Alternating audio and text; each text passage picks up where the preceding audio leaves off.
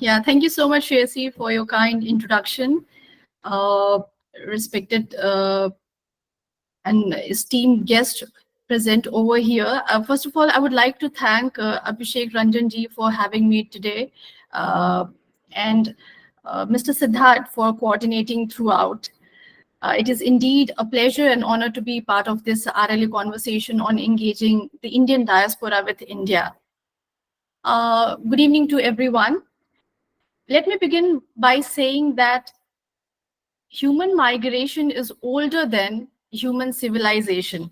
Movement of people has occurred throughout the human history, the first being migration of people from Africa for 150,000 years back, what the scientist establishes as mankind's original home. So does this mean that we all are African diaspora? Of course not. For a migrant group to qualify as diaspora, there has to be certain memory of and connection with the land of origin of those groups. So in today's conversation, the topic is engaging with the Indian diaspora with India. So this indicates two things to me. First, the Indian diaspora is significant non-state actors and vital in India's national interest and fulfilling foreign policy objectives, as said by Kritika and then Shirsi. And second is it is an ongoing process that has started already, but it is not enough. We need to reflect on the initiatives and what measures we can do to improve and strengthen our relationship with the diaspora community. One co-speaker as from the diaspora member makes me really conscious about what I'm going to say, but I'll say and I would really love to hear from you your perspective, and I'm glad that we will have a 360-degree perspective, perhaps someone from India and some Indian living outside the India. So that would be great. Engaging with the Indian diaspora means outreaching to the Indian community, overseas community, to build relationship with their country of residence or the host country. And in international relations, we call it diaspora diplomacy. So this term diaspora diplomacy has gained currency only after the post-Cold War period, when the world transitioned from state-centric unidimensional activity to more multidimensional activities with participation from non-state actors. And also along with that, there was advent of World Wide Web, and in the last 2 decades the Web 2.0 facilitated us, and it provided us a platform where we could tap the huge potential of Indian diaspora living all around the world. So Indian diaspora, as we would all agree to, have gained increasing prominence in the recent times, especially because of their humongous size, their distribution, and more so because of their economic and political footprint in the country of their residence. If we go by numbers, India accounts for 6.4% of global migrant population, which she has said 30 million, the MEA reported in 2023. The global Indian diaspora is 30 million, and US comprises the largest home of Indians abroad, where for every 100 citizen, one is of Indian origin. And in some countries, they are in majority, like in case of Mauritius. And even in some countries, they outnumber the native population, as we see in case of UAE. So how did this migration of people happen, and why and when? These all determines how important these diaspora community is for India. So I would like to quickly have a historical, evolution of India's diaspora. The first and the earliest migration of from India happened during the ancient and the medieval times. We call them mercantile diaspora, who migrated to Southeast Asia, West Asia, and Central Asia for trade and commerce. And the peninsular India have strong ties with those regions of Asia. They are very well established and they are assimilated in their host country and share a good reputation and strong positions politically and economically in their host country now. The second wave of migration happened during the colonial time in 19th and early 20th century during uh, that we call the Girmitias or the endangered laborers. Girmitias, the Bhojpuri pronunciation of the English word agreement. So they were transported forcefully in most of the cases to work in sugarcane plantation. So those communities are also, through their hard work and perseverance, are now well settled in their host countries, and they are sharing a topmost position, be it in government, be in business classes. Here it is important to understand that they are also deeply rooted in Indian culture. That's why we call them diaspora. They are connected, they have a sense of connection and memory of the land of their origin. For example, in Mauritius, in the households of people of Indian origin, they have Ramcharitramanas in their home and a flag outside their house, planted that indicates their Hindu faith. And a very interesting case in Fiji, they are, setting up the Global Girmit Institute Museum. It is a first of its kind, a living museum to honor the contributions and struggle of endangered laborers who played a pivotal role in shaping Fiji's economy. So these diaspora community, even when they transported in adverse, or migrated, I would say migrated in adverse situations, they are claiming their history and owning their history confidently. So this is very important. The third wave comprised of migration post-independence to the Commonwealth nations like UK, Canada, Australia, and in 1960 to the US, and after the oil boom of 1970s to the Gulf nations. So we all know the Indian diaspora in the UK and US are second to none. Prime Minister Rishi Sunak or US Vice President Kamala Harris, the first ever women vice president and first ever women person of color to hold the position, are the glaring examples of successful Indian diaspora. In the West Asia, although the situation of diaspora is a little bit fragile, but they share a reputation of law-abiding diaspora, which itself is an example for the other diaspora community. So collectively, all these diaspora groups represent the living tradition of India, the culture, the tradition, and the vision of India at the global stage, and of course, in the regional context. So has the diaspora community always been recognized as part of Indian family? The answer, sadly, is no. Post-independence India, the policymakers adopted a very cold attitude towards the diaspora. The Indian government refrained from diplomatic interventions in case of mistreatment faced by the diaspora abroad. In 1957, former Prime Minister Pandit Jawaharlal Nehru, while replying to a question on diaspora in Lok Sabha, in Indian Parliament, said, I quote, "If they adopt the nationality of that country, we have no concern with them. There may be sentimental concerns, but politically, they cease to be Indian nationals."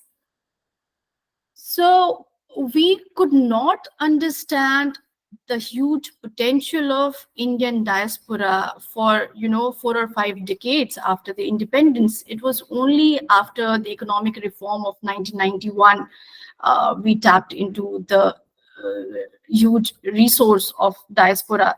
India started giving prominence, and here it is important to note that even if in terms of size and distribution, Indian diaspora is way more profound than the Jews and the Chinese diaspora, who are who have contributed a lot in the economic and technological development of their home countries. Indian diaspora sadly could not contribute to the economic development of India. And the problem was, of course, institutional barriers, policy level issues, and to overcome these, we could give credit to the Vajpayee government, who, introduced structural and institutional changes and policy level changes with vis-a-vis, engaging with the diaspora. In 2000, a special committee chaired by LM Singhvi was formed, and the committee suggested and recommended in 2002 a number of suggestions that was readily accepted by the government. And what we see today, the foundation of engagement with the diaspora is the result of that, Singhvi committee report, be it setting up of the Ministry of Overseas Indian in 2004, or Overseas Indian Citizens Scheme in 2006. Although Ministry of Overseas Indian was later, merged with the Ministry of External Affairs, but this shows the, desperation of the government or willingness of the government to engage with the diaspora. Or the Indian Development Foundation of Overseas Indians. There is, list of initiatives that the government has started post 2000. Establishment of Pravasi Bharatiya Kendra that was inaugurated in 2016 in New Delhi. Then we celebrate Pravasi Bharatiya Divas since 2003 every year, and since 2015 once in every 2 years. And in that there is this award, Pravasi Bharatiya Samman Award, conferred by the President of India. So this platform is a wonderful platform of transnational networking at two levels: one with the host country, home country, that is India, and one among the diaspora group. So it provides a very beautiful platform of, transnational networking that we need to, take into consideration. And then there are programs for cultural connections like Know India program, then spiritual and religious connection, Pravasi Tirth Darshan Yojana, then scholarship program for diaspora children, the Indian Community Welfare Fund, Tracing the Roots program, and number of such initiatives that I can, talk about. But more than anything, at present, what I find intriguing is, Prime Minister's Modi direct conversation or outreach to the diaspora community wherever he goes. So this adds a personal touch to, India's diaspora diplomacy in the contemporary times. And these initiatives are, of course, not just based on sentiments. They are based on, concrete economic and nation building ambitions. Why diaspora is important? Diaspora is an important soft power asset. We would all agree. Their success story, India is perhaps the only country that can claim at any point of time at least 4 or 5, people of Indian origin heading the government. At present, the US, the UK, Mauritius, Suriname, Guyana, Portugal, Ireland all have a person of Indian origin heading the government. In 2018, the MEO organized a conference of member of parliaments of Indian origin, and to my surprise, or you would also be surprised to learn, there were 20 serving parliamentarians of Indian origin at that time in 2018, and among them 150 attended, and that event was a historical event to connect with the Indian diaspora. And of course, successful diaspora in the host country, they have ample influence on the government, and they act as a lobby group. We see in case of, civil nuclear accord with the US in 2008, how the US diaspora navigated the entire discourse that this is important, this is in favor of India's and US, friendship, and therefore the strategic partnership. So the visibility of India in diaspora is be it in business, sports, cinema, culture, or you name it, any intellectual, creative, or scientific domain. It is profound. And this makes Indian diaspora a strong soft power asset. The second point being why diaspora is important, its source of remittances. India, as per World Bank report, is the largest recipient of remittance in 2020-21, India received foreign inward remittance of 89,127 US million dollar. That's a lot. Foreign exchange and also for the well-being of many Indian families. US being the highest with 23.4% share in total. Another point being diaspora engagement has been more innovative nowadays. Uh, the new IITs and IIMs, they are reaching out to the diaspora community.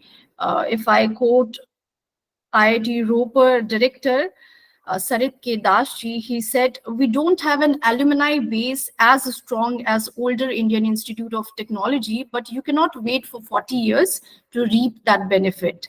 So you must innovate and reach to the new constituents. Indian diaspora can be almost practically your alumni base. What alumni do for older institutions, diaspora can do it for you." So for educational and institutional building, be it for signing MOUs or funding projects, diaspora has been seen as new constituencies for the institutions like IITs and IIMs. Of course, they are a source of foreign direct investment and collaborators in Make in India initiatives. Another interesting, aspect of this diaspora diplomacy is reverse diplomacy that I would like to talk about in a minute.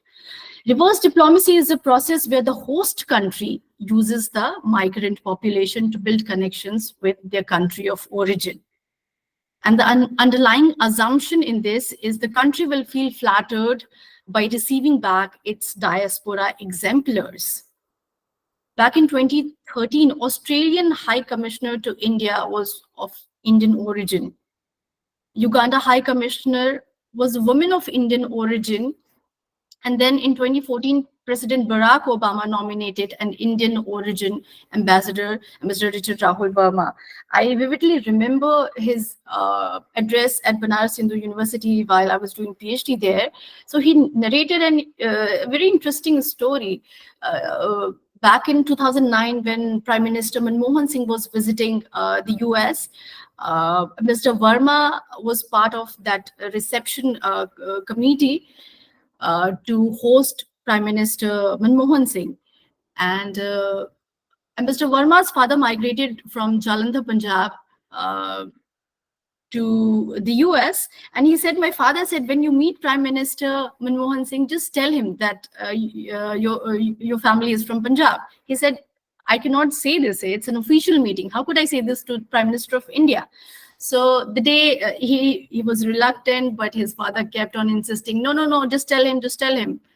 So the day of the reception comes and President Obama introduced Ambassador Verma to Prime Minister Modi.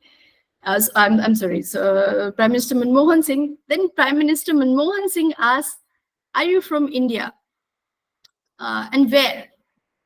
And he said, my family is from Punjab, India. And Dr. Singh says, oh, I'm also from Punjab.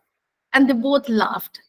So I remember the audience at Banaras Hindu University, they lauded and they were flattered. They were like, oh, this American diplomat speaking in American accent, he's one among us. So that was the beauty. I saw it working. And in more recent example, opening up of a Hindu temple in UAE that was inaugurated by our Prime Minister. It's also one of the examples of the reverse diplomacy that the host countries or the country of residence of diaspora, they are tapping to. So it is a two-way process, this connection. Coming back to the last segment of my talk is, what are the future actions? How can we, strengthen our diaspora? So there could be many suggestions, but what I feel is voting rights to the NRIs is very significant. Of course, they have voting rights. The NRIs have voting rights since 2010, but they have to come to India in person to cast their vote. It can be made more flexible. E-ballot system can be introduced to them. And another important suggestion would be to, create a database of Indian diaspora, they are not homogeneous population. They are heterogeneous. They are the most diverse population.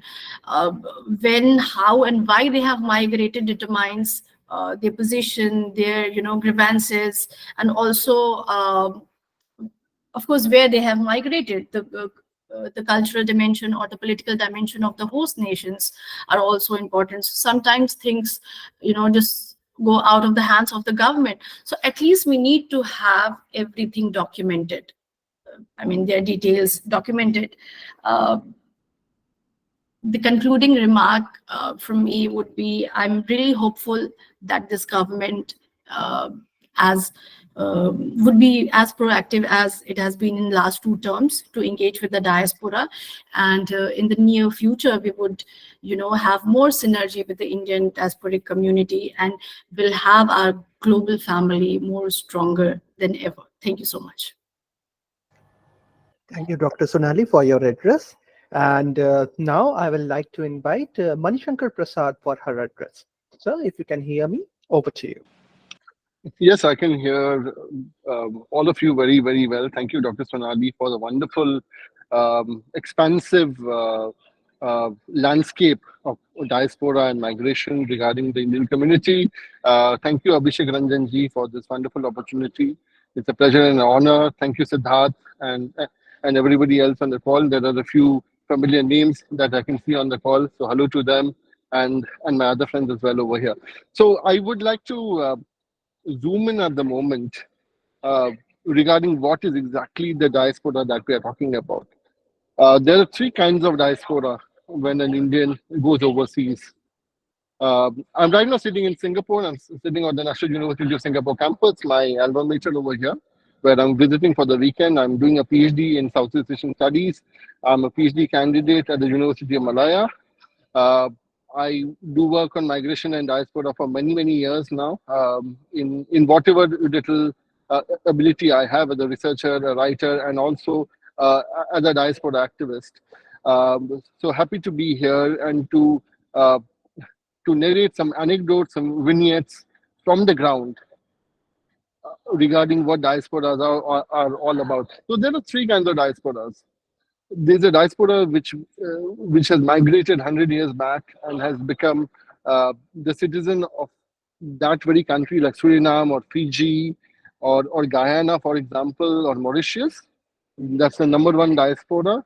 The second kind of diaspora is a recent migrant to the Gulf over the last 40, 50 years from Kerala, Tamil Nadu, Andhra Pradesh, building the cities from Muscat to Kuwait City over there on the sheer dent of their hard work, labor, sweat, and toil.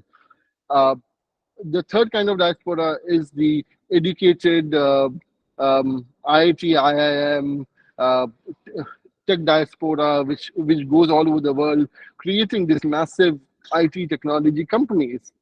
And of course, there is also the trader diaspora, the Banya diaspora from Kutch, which has been overseas, all over the Indian Ocean, right from Zanzibar to Oman to the UK in Portsmouth, where they have built businesses and communities. And in fact, Rishi Sunak's uh, parents were respectively born in Zanzibar and also in Tanzania. So they are East African Punjabis who are the double diaspora to the UK, in the words of Maya Padmar, an excellent British Asian academic who has done work on the double diaspora from India to the colonies in a very Thomas Metcalfe imperial connection sort of a way.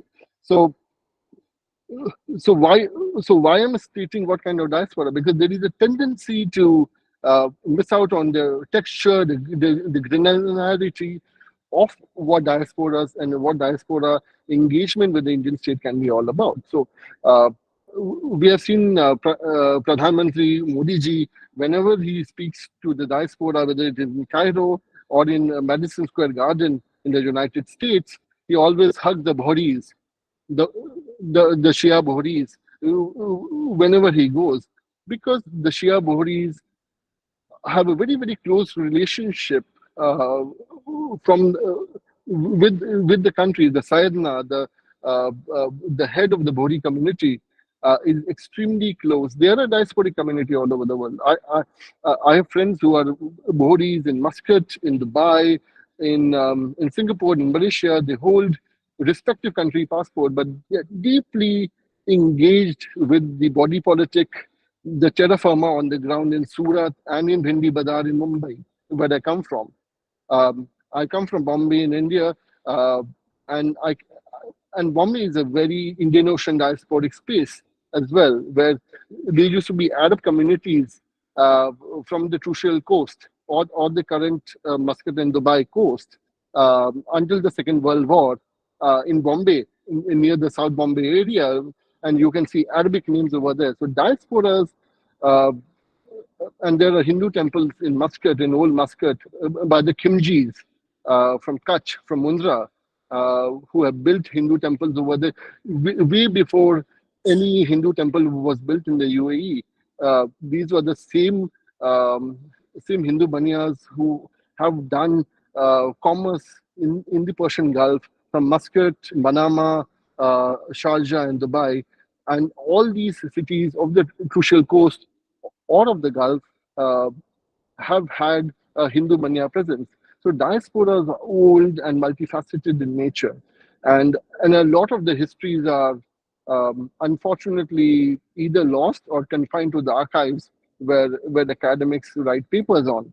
But the Fijians, for example, the Fijians who are double diasporas in Australia and New Zealand, because uh, because they have faced a racial setback in Fiji, and they can be seen all over Australia and New Zealand. Or for example, South African Indians who have faced the brunt of the apartheid and the post-apartheid crisis, who seek a double diaspora status in Europe. So these are very, very complicated kind of engagements. But Pradhan Mantri Modi ji, Prime Minister, Foreign Minister Jaishankar have done an amazing job in terms of engaging the diaspora. I grew up in Oman. My parents were teachers in Oman.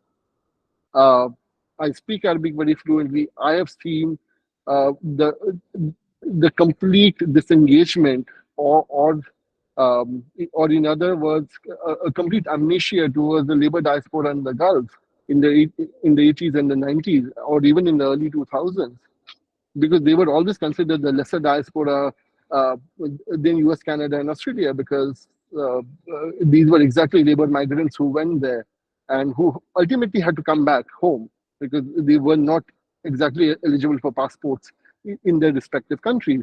So there are all kinds of diasporas which we have. I'm right now sitting in Singapore.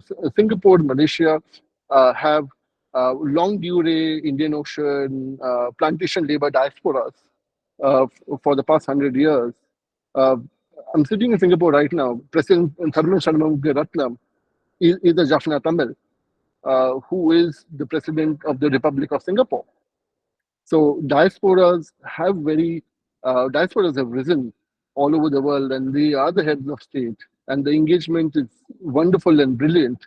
And of course, it also creates a closer relationship to the motherland. But what kind of engagement are we talking about?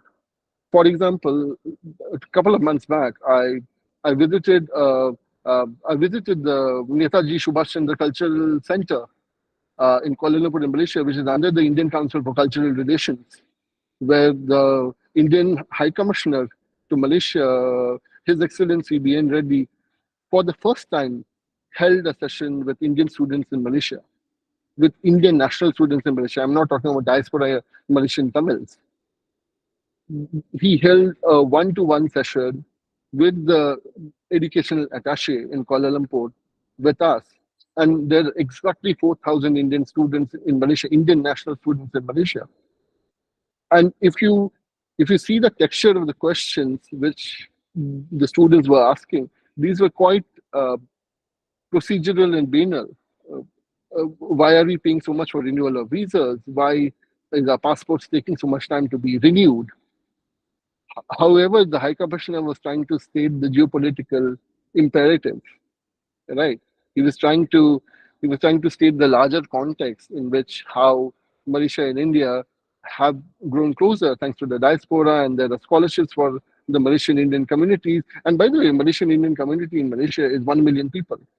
So they are about 6% of the population ethnically. And in some constituencies, they are the majority, and they have an electoral heft in some of the constituencies. And there is a Indian and there is the Indian digital minister in the cabinet under Perdana Menteri Anwar Ibrahim. And he's a Punjabi Sikh, by the way. He's not a Tamil. So, so there are many layers and nuances to the diaspora relationship that we talk about, and it has to be case by case. It has to be country by country. Uh, Singaporean Indians, for example, are are both the recent immigrants who are the tech immigrants from India, the consulting, finance, IIT, IIM, tech people who come in have gotten PRs and citizenships over the past 15 years. But there is also a diaspora which is plantation in nature, whose ancestors were brought in as servitude labor, near servitude labor into British Malaya, and who have risen up the hierarchy, and they form a very heavy uh, presence in the city. Anywhere in Kuala Lumpur, Penang, Malacca, and Singapore, you will always see a Mahamariamman temple. आपको मंदिर दिखेगा हर समय महामरियम्मन का. What is Mahamariamman temple? Mahamariamman is basically a village deity from southern coastal Tamil Nadu, which got transported to the diaspora, and a village deity in Tamil Nadu is worshipped all over Malaysia, Singapore, South Africa, and Mauritius as one of the diaspora deities. So these relationships are very, very close.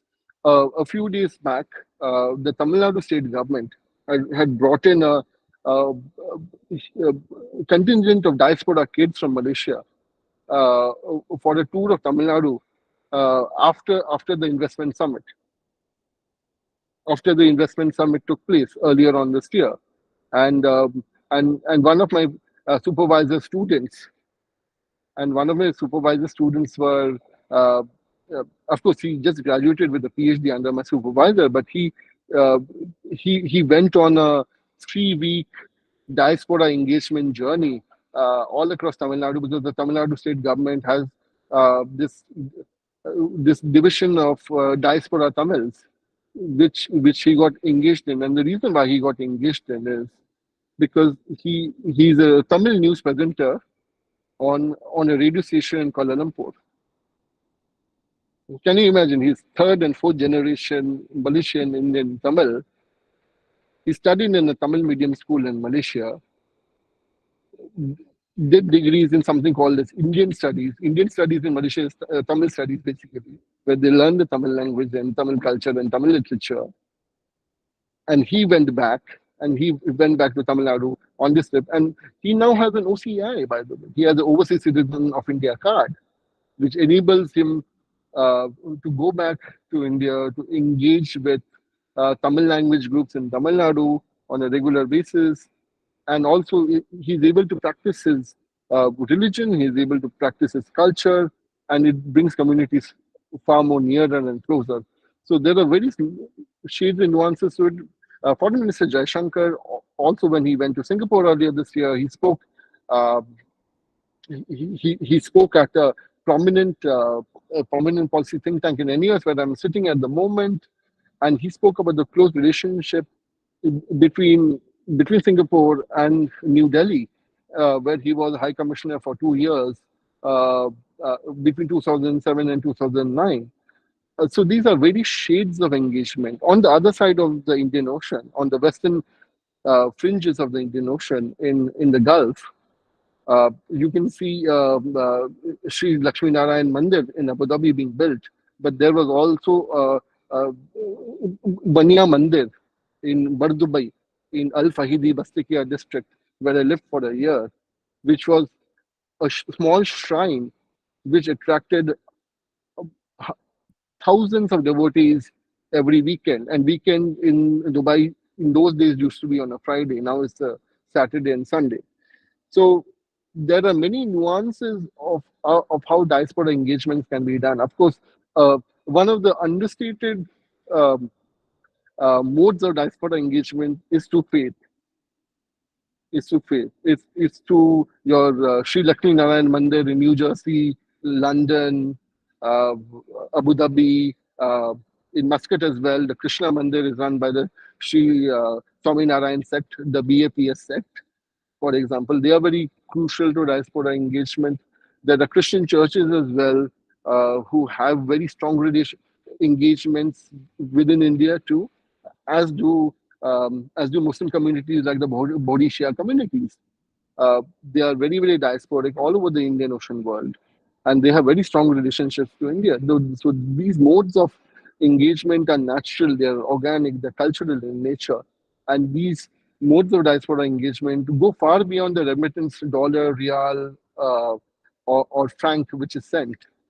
And I'm not even mentioning the Tamil diasporas which are there in Reunion Island, in Seychelles, in South Africa, uh, the diasporas from Pondicherry, for example, the Portuguese Goan diasporas in Portugal, in Lisbon at the moment, or in Maputo, in Africa, or in Nairobi, where Goan doctors form a major part of the Indian diaspora, and they are not even coming from the traditional British Indian stock.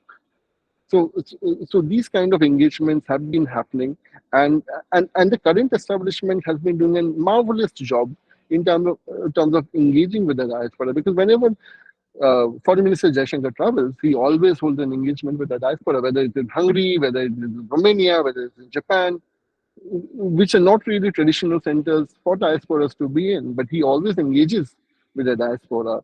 Pradhan Mantri Modi ji has been talking with the diaspora from the moment he has taken over office 10 years back, and in the third term, I wish that MEA and uh, all the others who are connected to the diaspora and foreign policy engages the diaspora in a strategic way, but also in a way in which uh, these are important centers of influence. Okay, we have talked about the national scale now. Let me boil down to the regional scale or the state level scale. In Kerala, politics is determined by Gulf remittance money. IUML, the Indian Union Muslim League in Malappuram, or in the other districts in Ramanathapuram in Tamil Nadu, uh, they have a huge diaspora engagement in the Gulf, and it's a well-known fact that these charity organizations are connected to the IUML in Kerala. If you talk about politics in Punjab or in Kutch, uh, this has a very strong diaspora engagement as well. Uh, I, I can see my friends from Muscat, Hardik Bhai, I can see Christine Mashi, who is Australian, on this call, and we can see the diaspora in action over this very call itself. Uh, uh, so diaspora engagements have many nuances, and I believe that, of course, it has to be done at the structural level from MEA. But I think so. There are many other layers as well: remittance, faith, uh, uh, cultural, linguistic bonds have created that architecture of engagement, which is very strong. According to Patrick Eisenhower's work in Mauritius on the Mauritian Hindu diaspora in Mauritius, uh, the Ram Janmabhoomi movement in the 1990s had a heavy emphasis from Mauritian Hindus, for example, in the early 90s. So, Ayodhya Bharat में रह सकता है, पर संस्कृति जो है, जो जो उनकी आस्था है, वो मॉरिशस से अयोध्या तक पहुंचती है. So they are connected from Ayodhya to Mauritius, for example, through this long durée RSS BHP connections. So there are many. Uh, so there are many ways of looking at it. Last but not the least, I have this theory called as the Saravana Bhavan Index of Globalization. So the way that I gauge an Indian diaspora's buying power is how many Saravana Bhavans do you have in a particular diaspora city? The Saravana Bhavans can be seen from Melbourne, to Muscat, to Sunnyvale in California, for example. So you can see an MTR from Bangalore in Seattle. You can see an MTR in Bardubai. You can see an MTR in Kuala Lumpur. So whenever you see a MTR or Saravana Bhavan, you know that there is a sizable presence where Indian buying power is there, where diaspora buying power is there, and that can uh, provide you an impulse and instinct where and how the Indian diaspora is is there and is being engaged. So I would conclude my thoughts there. Happy to have any engagement after this. Thank you. Thank you so much for both the speakers, Sonali ma'am and Manishankar Prasad sir, for brilliantly putting both of your outlook. And I'll seize this opportunity to ask one question before we take up all other questions from the chat. So, like both of you have covered what can best be called as selective amnesia from the Indian establishment towards the diaspora in some way, and everything has a reason. So, why do you think this happened, and exactly what changed the outlook of New Delhi to build the bridge of connection towards the diaspora? So, if any of you can take up this question. Uh, can I start? Can I begin with? I have seen the amnesia happen while growing up in Oman. I have seen I, I've seen Category B Indian Foreign Service officers really treating the Gulf as a punishment posting, and I have seen that happen in front of my eyes. So, so what has changed is looking at the Gulf not as a source of remittance, but as a source of uh, looking at an extended greater India, right? Because in James Onley's work on the Gulf, he has called the Gulf as the greater Raj, as the other Raj, rather.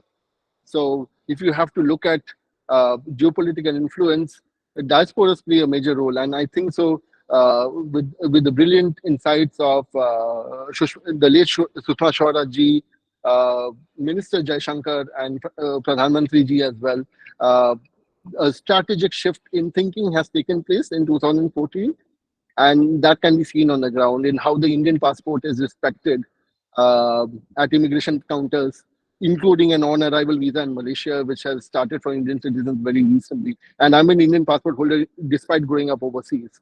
So we can see that happen in tangible terms and not only in mere rhetoric. Thank you, sir. I would like to add a few points. To my understanding, post-independence, we have had, several domestic challenges like poverty, unemployment, and that at the national boundary, we had security issues with Pakistan and then with China.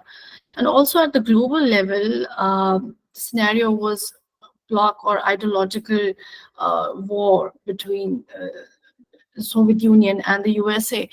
So I think India could not understand the vast potential, given all these reasons at home and abroad. And as I mentioned in my talk also, that diaspora diplomacy is of recent origin, especially when the non-state actors gain some space in the world politics. So it is the reason of both at global level and at the domestic level, what I feel. And of course the idea that we have always seen extended. But I've spoke to a few people who had really negative sentiments towards the diaspora community, in the sense that, oh, they have left the country for economic development and for their own good. So these negativity in the domestic among the domestic audience are sad, and they needs to be addressed as well. I believe now such sentiments are not there, but with the generation from 1950s and 60s, they have this kind of sentiment, what I feel. Thank you. Thank Thank you you. for both And the now speakers. I'd like to invite Shalini to take up this question and answer session. Shalini, please. Thank you, sir. There is a paucity of time, so we can only take up a few questions from the among the many that we have received. So my first question would be, it's Khushbu's question. She asks, how can we engage the younger generation of the Indian diaspora who might feel more disconnected from their roots to foster a stronger sense of identity and connection with India? I think, Sonali ma'am, you can take up this question. Okay, yeah, thank you. But again, I would say diaspora community, Indian diaspora community is heterogeneous. I'm answering from the point of view of maybe the American Indians who are called ABCD, American born, confused Desi, because of, that conflicting identity. At home, they are Indians, and at school, at colleges, they are more, having multicultural identity. So I feel the first and foremost thing would be making ourselves stronger. With the India rise, we see the diaspora coming together. I'm not saying these are connected, but when you feel, good about your identity, you would not refrain from, accepting it, especially for the younger generation. So India's rise, India's, stronger position in the world politics or in, global development. If India's shares increases, automatically the younger generation would, come back to their roots. And of course there are institutional ways of engaging with them, but I feel the core of this would be a development of India. They will definitely come back to this identity. Thank you. Thank you for the elaborative answer, ma'am. So the next question is by Harini. She asks, what are some effective strategies to promote cultural exchange between the Indian diaspora and their home country, ensuring that the rich heritage and traditions are preserved and celebrated? Monishankar sir, you can take up this question. Yes, I will be happy to engage with this. The Indian Council for Cultural Relations, right, which is essentially the cultural diplomacy arm of the Indian government. Uh, it centers in Kuala Lumpur, uh, and it has also centers in London, where author Amish is there as well with the Nehru House. Uh, Cultural diplomacy is happening. In fact, uh, a number of Malaysian nationals who are of Indian descent go to India every year to study Bharatanatyam music culture. The same happens with other diaspora communities in the Caribbean and also in other parts of the world. So exchanges are happening. Institutions have diaspora exchange programs as well, because universities have understood that uh, there is a need in the diaspora to engage with the resurgent India as well. There is a need to engage with the culture. There is a need to engage with our Sanskriti, our bhasha, and it can come through a very cultural nationalistic lens, but the engagements are happening. These are tangible scholarships being provided. These are tangible exchange programs which we are being held.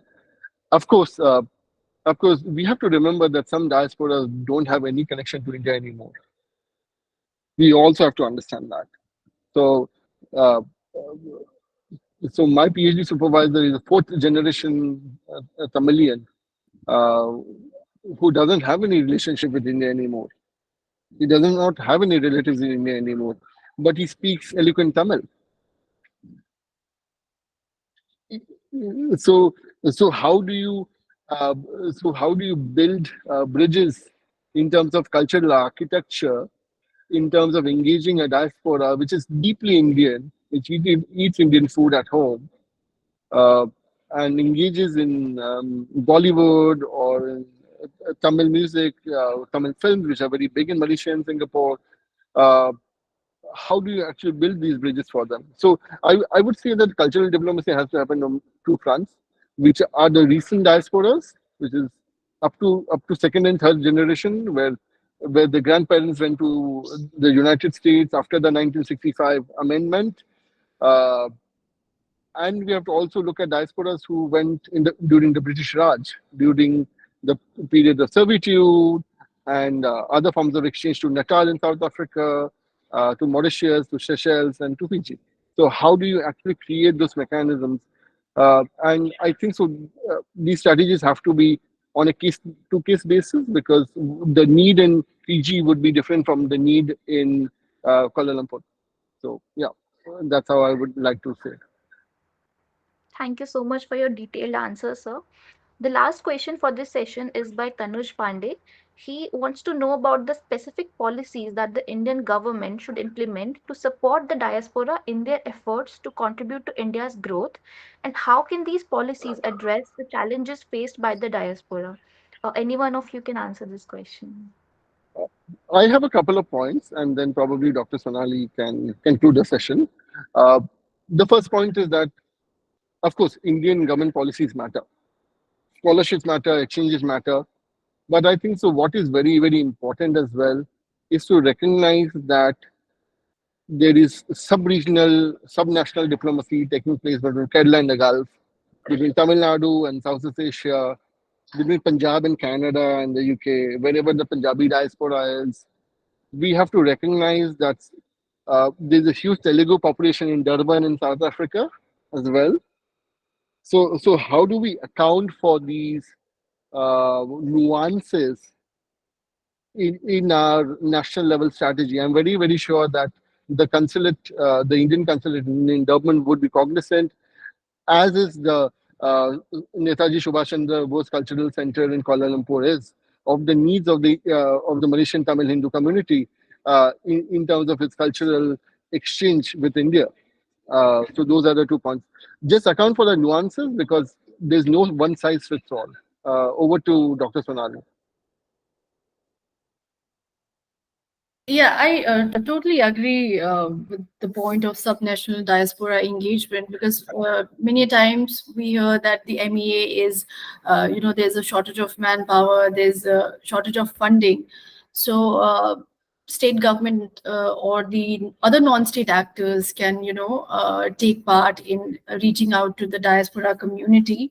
And also, this is very important for more diasporic studies in our curriculum first, so as to understand who they are, why they are important, and how can we engage with them.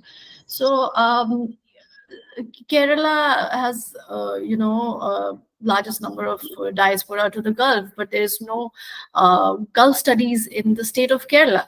There should be, so as to, None actually. I concur with Dr. Sonali on this. There's none. In yes. fact, in fact, Malayalis had to Exeter to study the Gulf studies rather than do it in Kerala itself. Exactly. I mean, you shared the story of your supervisor. He speaks Tamil. He have Indian food at home, but he has no connection with India. So this is sad for us uh, at every level. So what the government is unable to do, we can do. Like academicians can do, the other non-state actors can do, transnational diplomacy can work. The government now is really proactive, and I'm sure effective implementation of those policies would fructify in, strong diasporic ties. But there are many untapped area. There are many bridges that needs to be made with the diaspora, and in the coming years we may find those bridges. And and just to conclude, never underestimate the role of Hindu temples in building diaspora linkages with the motherland. True, true. Thank you both of you for your answers.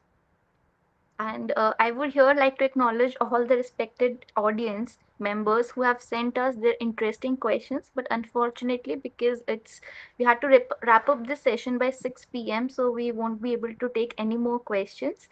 And Shalini, on behalf of Red Lantern Analytica, would like to extend my heartfelt gratitude to both our esteemed speakers, Dr. Sonali Singh and Mr. Manishankar Prasad, and our dear moderator, Shioshi Sinha.